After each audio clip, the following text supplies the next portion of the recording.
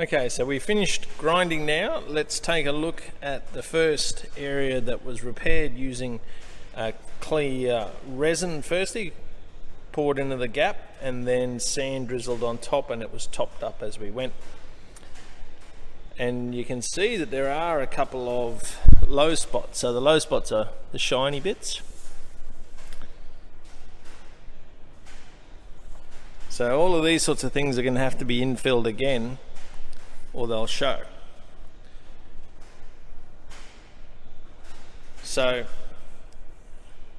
yeah, I'll discuss the sort of pros and cons of each method in a second. Let's have a look at the next area. So the next area was a 1-to-1 ratio by volume of resin and fine sand mixed together and then poured into the crack. Pretty neat looking repair. I didn't get any misses, so to speak, or any low spots. So that in itself looks pretty good. One point I would make is when you are grinding afterwards, the temptation is there to use a like a 5-inch or a grinder that'll be quick, like a hand grinder that's quick, and that's okay. You just have to watch that you don't end up scalloping the repair area. It needs to stay flat with the whole area, otherwise it becomes pretty obvious where you've done your repairs.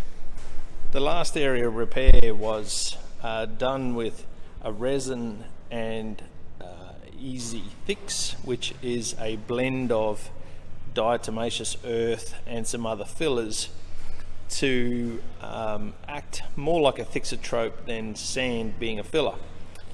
Lots of people are familiar with additives like Cabasil, which is a fumed silica designed to thicken up resins, and they'll use that for repairs and so forth. But fumed silica on site is very messy. It's very light and tends to blow everywhere. This easy fix was much easier to work with. It didn't float around, and yet you could still thicken it up to whatever you wanted. It ground pretty much the same. It's actually not a low spot, it's a stain beside it. So it behaved itself quite well. That probably needs a little bit more work there. I can feel I've got an edge. And what would happen is if I was doing something like a roll coat system here and I left that edge, then it would probably show me that repair on the floor. Now the reason why that edge has happened is because it's obviously lower at that point, so I'll need to grind down the whole area to get that edge. Otherwise I'll end up again scalloping just that repair. Alright, so I did 3 types of repair in this particular challenge. The resin poured in first with the sand drizzle over the top. Quite easy to do, of course, and I do like the idea of the resin being able to seep in much further, because the resin is really allowed to seep in quite some period of time before the sand then comes on top to dry it up and stop it seeping in. So that's the advantage of it. The disadvantage of it was, as you saw in the videos, you had to keep topping it up. Kind of painful, a bit error prone. When I say error prone, means that if you don't get to top it up and it seeps down further, then you're left with a low spot and you're going to have to fix that again the next day.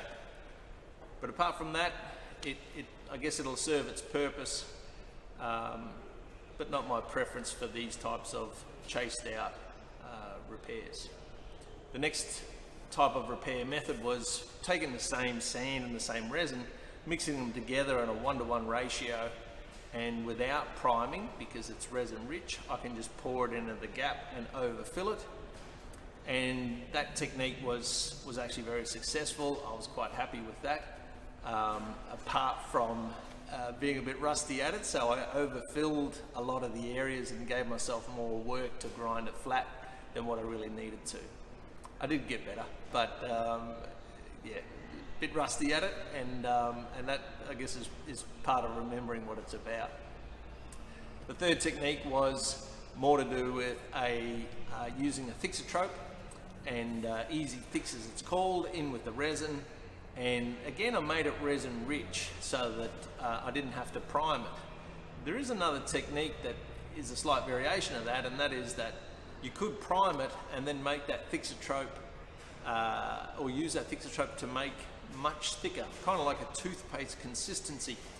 And if you do that, of course, overfilling isn't so critical, because you can then scratch it flat and leave yourself with quite a flat repair. Or you could just overfill it. You didn't have to deliberately leave it over full, because you know that not much of it would actually get into that crack, or would sink or into that crack as it was curing. So there's the three types of techniques. If I'm chasing out cracks, I'm probably leaning more towards making a resin-rich epoxy mortar, but horses for courses, there's different ways of doing it, and depending on the application, that's what I would do.